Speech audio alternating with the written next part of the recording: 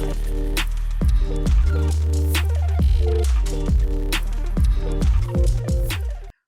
everyone, it's welcome to the Manage Self Lead Others podcast, and my name is Nina Sunday, and I'm delighted to have my guest today, Gabrielle Dolan, who is an expert in corporate storytelling, how to increase brand loyalty, how to increase customer loyalty through telling the stories that make a difference.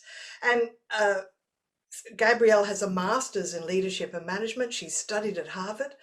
She's written 5 books and she's about to launch her 6th. You are just amazing with the writing, Gabrielle. I know, Nina. It's good to be here. Look, I was, if someone had told me 10 years ago that I would write 1 book, I wouldn't have believed them, let alone 6. But yeah, it's every time I write a book, I think, okay, I'm done there. There's nothing else to see here.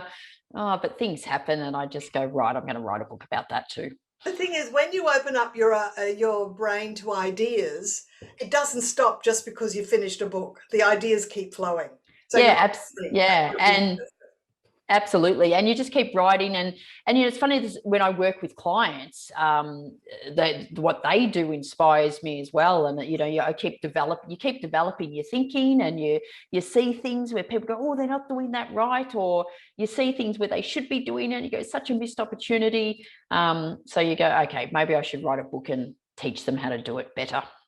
Exactly. So you've niched into the corporate storytelling area. So perhaps you can tell us why storytelling is so important inside an organization. Well, Nina, I actually used to work in corporates. I spent 17 years of my life working for National Australia Bank. The last few years there was in senior leadership roles, was in change management, project management roles. So I guess I experienced firsthand the challenges of communicating. So as a leader, you think you've communicated, but then people aren't getting the message. You're trying to, we were trying to roll out significant change across NAB and people weren't getting the message. So I experienced firsthand the challenges of communication. And so I started, I guess, to experiment with storytelling. And what I noticed is that when I did share a story to communicate a message, people actually understood it better, understood the message better, and more importantly, remembered the message. And then I noticed that the really good leaders were sharing stories, the great communicators were sharing stories. And I'd go to conferences, when you go to, like I say, a 3-day conference and you speak speaker after speaker after speaker, and there's some brilliant ones. What I noticed, the brilliant ones were brilliant because they were sharing stories. So I left NAB 16 years ago now and have been teaching business people how to communicate more effectively with stories, because yes, we need all the facts and the figures and the data, but it's the stories that create that emotional connection. And as humans, that's what we need to help people actually communicate in a more genuine, authentic, and most importantly, effective way. And from what I understand about presenting, people make decisions based on emotion, but they then search for the evidence to support that emotional decision. Yeah, absolutely. I often think a lot of change fails in organizations because we try to lead it and communicate it through logic. And as you said, Nina, and all the very good salespeople know that people buy on emotion and they justify it on logic, and they rationalize their decision on logic. And whether you're buying a pair of shoes or the latest, iPhone, or buying into a new change or a culture strategy or new values or purpose or mission, you're doing that based on emotion. And yes, of course, the logic has to be there, but first, the emotion's the most important thing. So can you give us a brief description of an effective story? Yeah, look, one of the stories, it's one of the most popular stories in my book. It's the one people always comment on, and it's about Barbie. So the brand Barbie, the doll Barbie. Growing up, I was a bit of a tomboy. Skateboard, BMX bike, cricket, football. That's all I played with. I never played with dolls, and I never had a Barbie. And so when over the last decade or so, when Barbie was being shamed as being a bad role model for girls and women because of this unrealistic body she had, I happily played into that story and believed that story. It was only about a year ago, actually, when I started researching for the book, I came across the backstory of Barbie. And Barbie was invented by Ruth Handler. Ruth Handler is the wife of the co-founder of Mattel. And what she noticed was when her two children, Ken and Barbara, and yes, Ken and Barbie are named after her children, when they were playing with their respective dolls, what she noticed is both of them pretended to be adults. But with Barbara, all Barbara could play with as an adult doll was seeing her in the role of caregiver, where Ken had dolls that encouraged him to be, an astronaut, a firefighter, a doctor. And so she pitched the idea to the exec team at Mattel to do like a 3D doll with fabric clothing and like in an adult body. And there was massive pushback, but she persisted. And Barbie launched in 1959 at the New York Toy Fair, and sort of, the rest is history, as they say. But what I loved about Ruth Handler is quoted as saying, "My whole philosophy of Barbie was that through the doll, the little girl could be anything she wanted to be, and that Barbie always represented the fact that a woman has choices."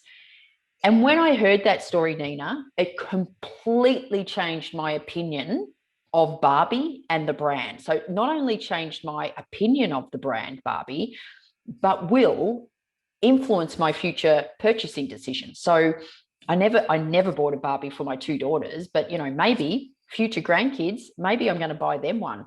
And so that's the power of the story. It can just completely influence people, and you can have this human connection with them. Yes, and so it's an origin story. It's like how it came about. And sometimes there's greater respect when you understand there was a time when there was no Barbie, and that in fact someone had to lobby and persuade and be persistent in order for it to come into fruition. But Mm. in fact, there was a really inclusive goal behind it. Yeah, and it's I call those in the books. I call them creation stories. So it's either how the company started, so the origin founder stories, sometimes they're called, or how the product started.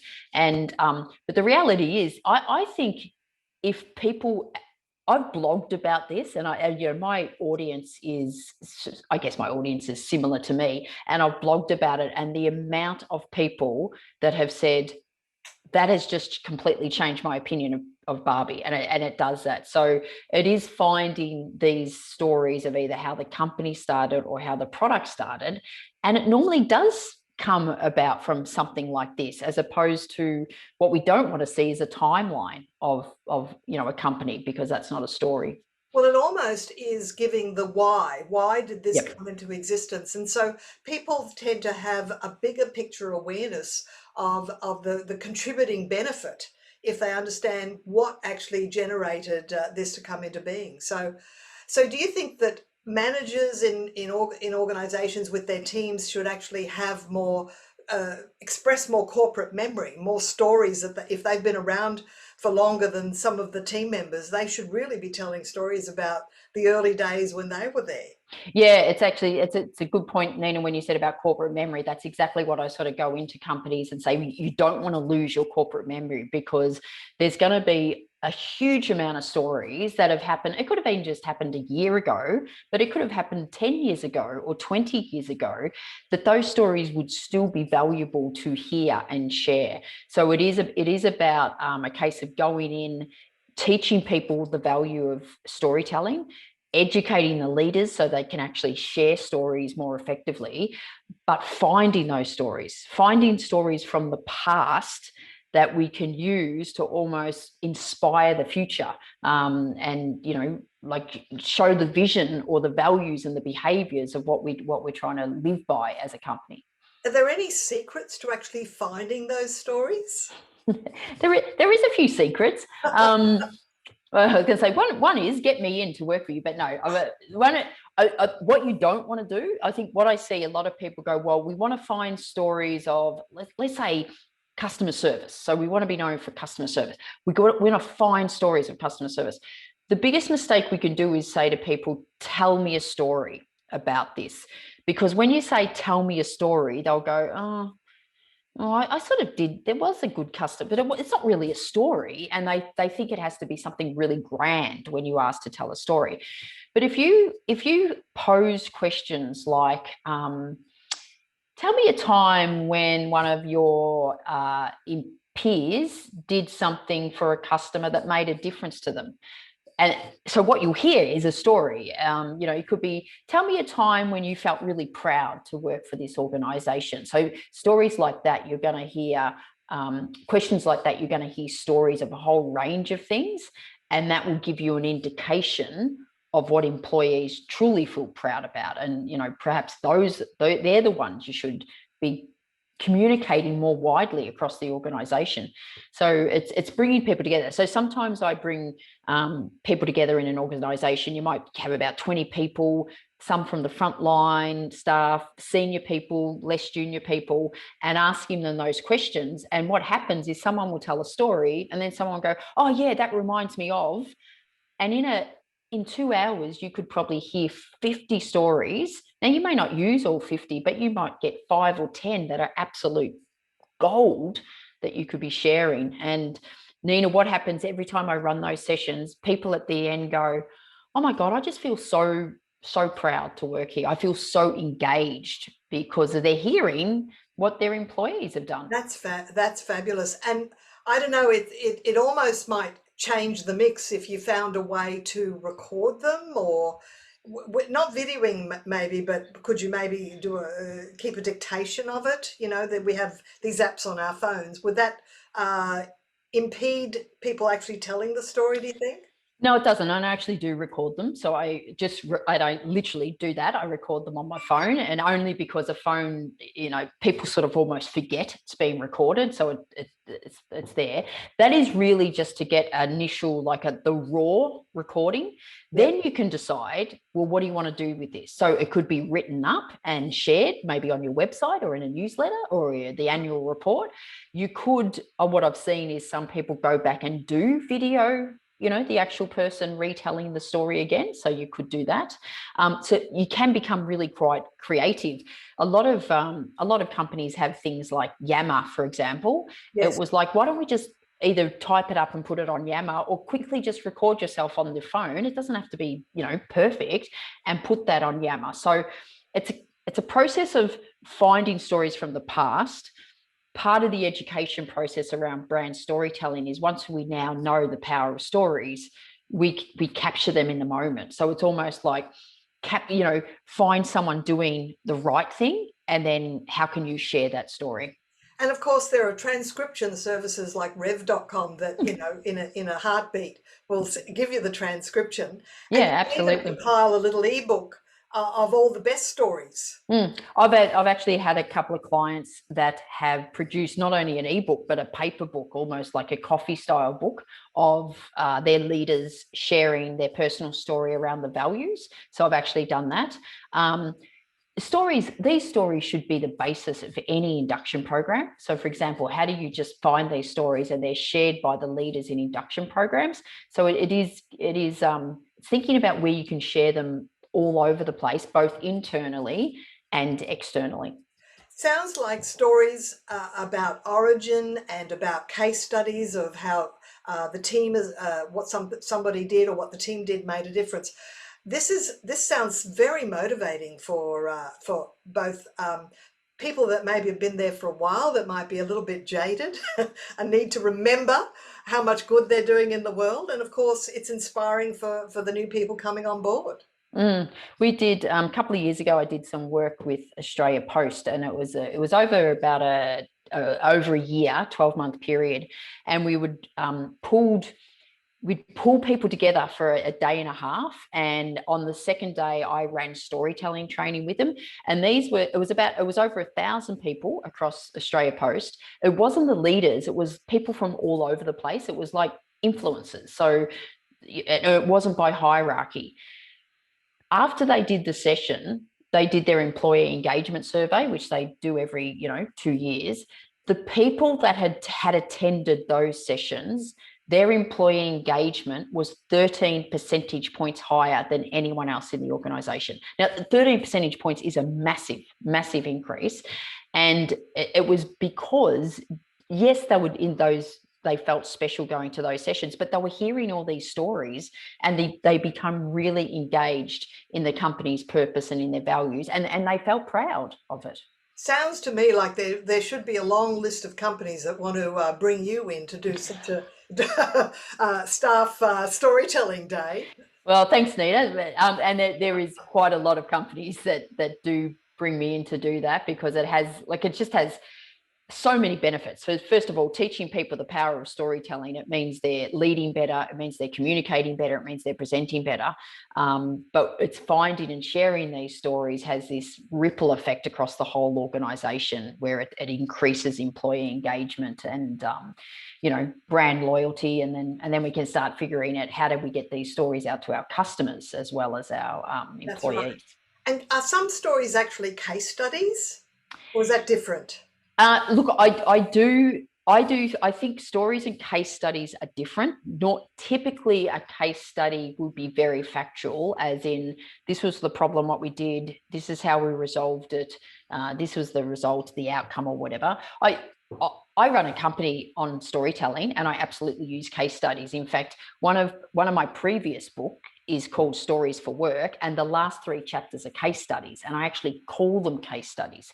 In the most recent book, however, and I'll get to you, because sometimes they can be what I call case stories. So in the recent book, there's 5 what I would have called case studies, but I deliberately wrote them in a way that brought in the personal aspects of the people I was talking to. So they do feel more like stories, but there's still, I guess, a bit of information about what happened and what was the outcome. So I call them case stories. So I think the way you write a case study could fall over to a story.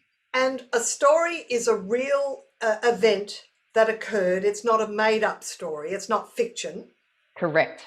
And that's another thing. A lot of companies use hypotheticals and say we do storytelling. I go, that's a hypothetical.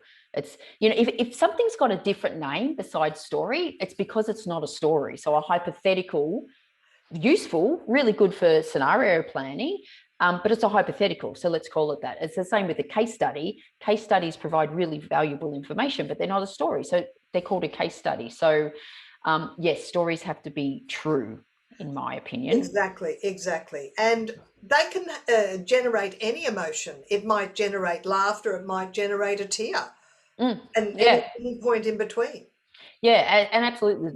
It's almost what makes a story is there is some emotional connection, but you don't have to sort of say, what emotion am I trying to elicit from the story? Because people will feel different emotion. And it can be anything from hope and fear, which are the 2 extremes, to anything in the middle, to pride. Sometimes people share stories about their kids or their parents, and the emotion you see is pride, or they share something and the emotion you feel is regret. But you don't even have to name the emotion. You don't even know what it is. The point is there's an emotion response, there's an emotional connection, and that's the real power in storytelling, sharing stories. And you're probably well aware of Ira Glass and the podcast This American Life, which is all about stories, a very popular podcast. I was listening to Ira talking about storytelling, and he said, when you tell a story, at the very end, there should be some reflection point where you talk a little bit about the lesson learned, or, like a big picture overview back on the story. Is that something you encourage in workplace stories? Yeah, it is, but it's very subtle. It's very subtle. So what I don't suggest is you end your story with, so the moral of the story is, you don't want to be ending your story that way. You could certainly end your story with the lesson I learned from that, but there's got to be a reason. There's got to be like this subtle call to action, but it actually has to be really subtle. So I'll give you a quick example. I worked with a company, and teaching all their leaders storytelling to communicate the values, and one of the values was integrity. And this is the story that one of the leaders, so I'm very big on sharing how do you share personal stories to communicate company values. So this is the story one of the leaders shared around integrity. And I'll do this because at the end, you will see what I mean by this call to action or reflection. She said, in the early 60s, my dad was a professional swimmer, and he reached the point in his career where he tried out for the national swim squad. And on the day of the meet, he was apparently winning his race, but he got to the end and he did the tumble turn and he slightly misjudged. So he missed the wall. Now, this was in the early 60s. So it was way before, technology and sensors. They had judges, but with all the splashing and kicking, he knew they wouldn't know if he touched the wall or not. But he had to make a split-second decision. Does he go back and touch the wall, or does he just keep going? And he went back and touched the wall. Now, you don't really recover from that, and he didn't. He never placed in the race, and he never, ever made the swim squad. And I would often say to Dad, do you regret going back to touch the wall? And he would say, I've never regretted that, because if I didn't go back and touch the wall, I'd have to spend the rest of my life knowing I did the wrong thing. And I'm sharing this with you because it reminds me of our value integrity. It's only a matter of time before we will come across our own go back and touch the wall moment. And I invite you to consider what my dad would do. That is a fabulous example, Gabrielle. Yeah. I think every one of us has at least one or more Or of those several. stories where we either didn't go back and touch the Mm. wall or we did. Yeah. And I think in some respects there are regrets either way. Yeah, Well, but good. I mean, through Yeah. that story, that leader shares that story for every time someone comes and works for her, she shares that story. Right. And what is she has said to me, the reason she shares it, because in her own words, she goes, I know the heavy lifting it does, because when they come to that point where they've got to make a decision this way or that way, she said, instead of the standard, well, technically we don't have to, legally we're not obliged to, someone will say, this is our go back and touch the wall moment. And she goes, and the decision's made instantly because everyone knows what the right thing is to do. So when I look at company values, it was like, unless your leaders are sharing personal stories like that to communicate the company values, your values will remain as words on a wall. That's where they'll stay. And it's through these stories that they come to life. And not only that, Gabrielle, you've created a common language because that's a shortcut. Yep. That's a touch the wall story. Well, everybody in the company now knows what that means, and it just shortcuts the awareness around it. You do say there are 5 types of stories. So we talked about creation stories and what else? Yeah, so the culture story. So that story I just shared then is what I would consider a culture story, is about the company. So leaders sharing personal stories around the values, which to me, the values is the culture. And you can also be sharing stories. So when we talked about finding employees doing the right thing, they're also culture stories. So they're 2 types of culture stories. And then I think the other 3 stories, and they all start with C because I like a good palette. The other stories are customer stories. So sharing stories about your customers, and not necessarily what you do for your customers, but just maybe make customers the hero. Don't make it sound like a testimonial, but make stories about your customers, stories about the community. So again, what is the company doing in the community, but also what are your employees? Your employees might just be doing some really lovely things in their community. So make your employees the heroes. And then the other one is challenge stories. So how have you responded to challenge? And we've seen a huge amount of those stories come out of COVID over the last 12 months. My advice is look for a variety of stories. Don't get too hung up on like going, oh, is this a challenge story or is it a community story? It could be both. So don't get too hung up on what they are. Just try to find a variety of them that demonstrate your brand. That's what we're trying to do. But know what you want to be known for and share these stories that demonstrate it. And tell us a bit about Magnetic Stories, your new book that's coming out. Yeah, well, magnetic stories, it's around how you connect with customers and engage employees with brand storytelling. That's the tagline. The idea of the concept of magnetic. So if you think about that Barbie story, like that, when I heard that story, it was like an instant connection that I will probably never forget. I will probably never forget that story. So it's hard to pull away. So I wanted to call the book something that reflected that. And so that's what a magnet does. You know, when you got a magnet, it's like instant connection. It's hard to pull away from. I remember when I was thinking of a title, my husband suggested Teflon Stories. And I went, that is like the complete opposite of what. So Stories, isn't it? yeah, exactly. Non-sticky stories. Yeah, it's like, which is, you know, Teflon's great when you're cooking an egg, not when you want to tell a story. So it really, the books for either individuals or companies, regardless of size, whether it's a small entrepreneur, small company, or a large multinational, it's for companies that are sort of going, okay, well, we know what we want to be known for, like we've got our brand, but how do we bring that to life through stories? So the book's about, you know, it talks about the power of story. Obviously, it talks about those 5 types of stories, and there's a whole heap of examples. And then it tells you how to implement it. And the thing I love about the book is there's so many inspiring stories. I mean, truly, even if you didn't want to implement brand storytelling, I'd just be reading this book because there is so many fabulous stories. Like Barbie, the Barbie story is just one story. So many great examples in there of individuals and companies doing some amazing things. It seems to me that if any company doesn't have any compilation of all the stories involved in their origin and as they've gone along, that there's really a gap in Yeah. their whole values and way of creating loyalty, both within teams and also with their customers. Yeah, I think, Nina, I think to me, it's this, you said it's a gap. I think it's just it's a really missed opportunity. It's like there's so much richness in stories, and there's some people that still don't understand the value of them. And so I look at some companies and, you know, the stories sort of come out. I was like, why aren't you sharing them? Because it's just, so to me, it's a missed opportunity if companies aren't finding these stories and sharing them. And it's a missed opportunity to attract customers and you know, engage employees.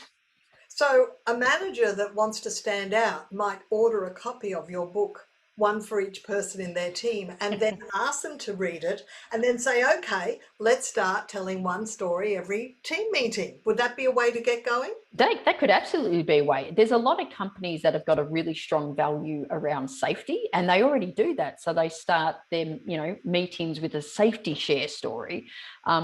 You know, absolutely still keep doing that around safety, but there's other values that we could give the same amount of airtime to. So yes, I think, Nina, your advice is very strong. Just buy a copy of my book for everyone in your organization Well, and start from there. of course, it's also the high EQ manager, the high emotionally intelligent manager, stories around empathy, stories around being human, stories around cutting red tape for the customer because it just needed to be done because their situation was just so unique, it didn't fit the mold.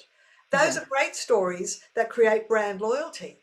Yeah, absolutely. The really good leaders, the high IQ leaders or EQ leaders, as you said there, they get storytelling. They might not know how to do it, but they get it. And they're actually prepared to share stories that show a little bit of vulnerability. Like, you know, when they didn't do it, like when they got it wrong, they can be some of the most powerful stories. I did some work with a company in Vietnam, and I worked with them, you know, for like over about a year, spent a lot of time with them to help them find stories and communicate them. And the CEO says they're an investment company, so they need companies to invest in them.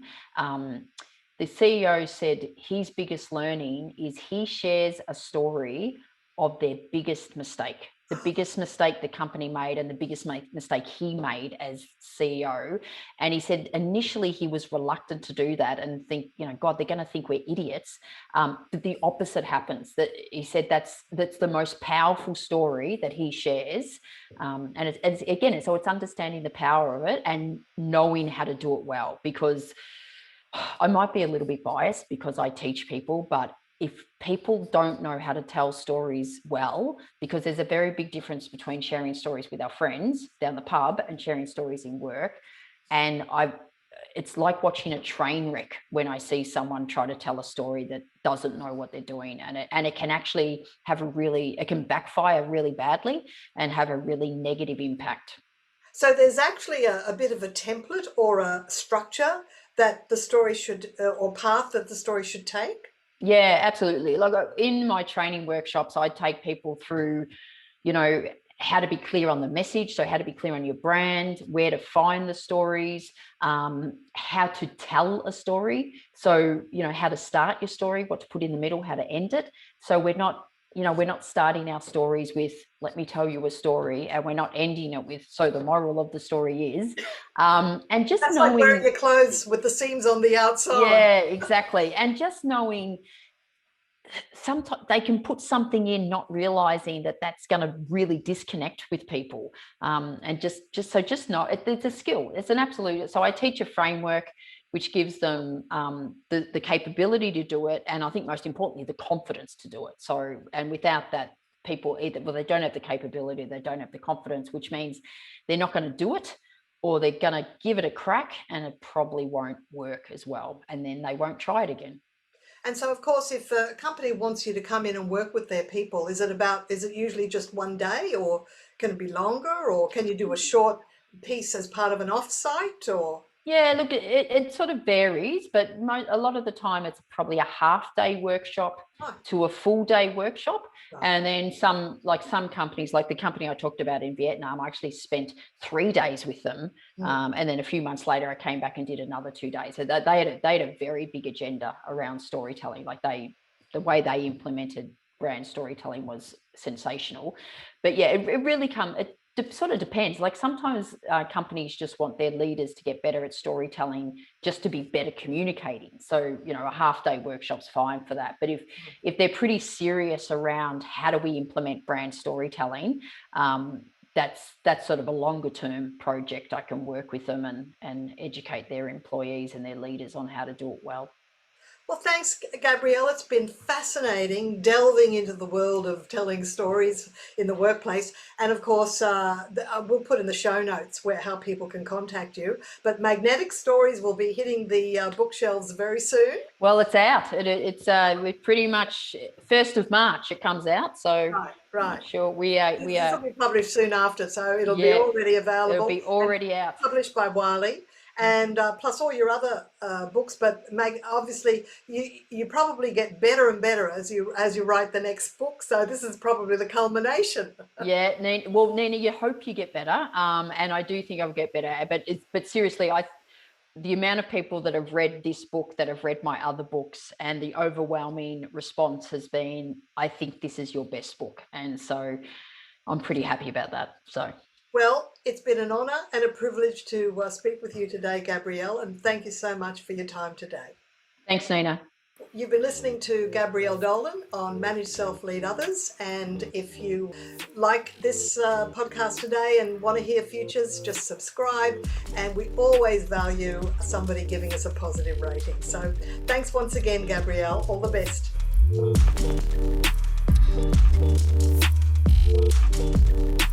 Thank you.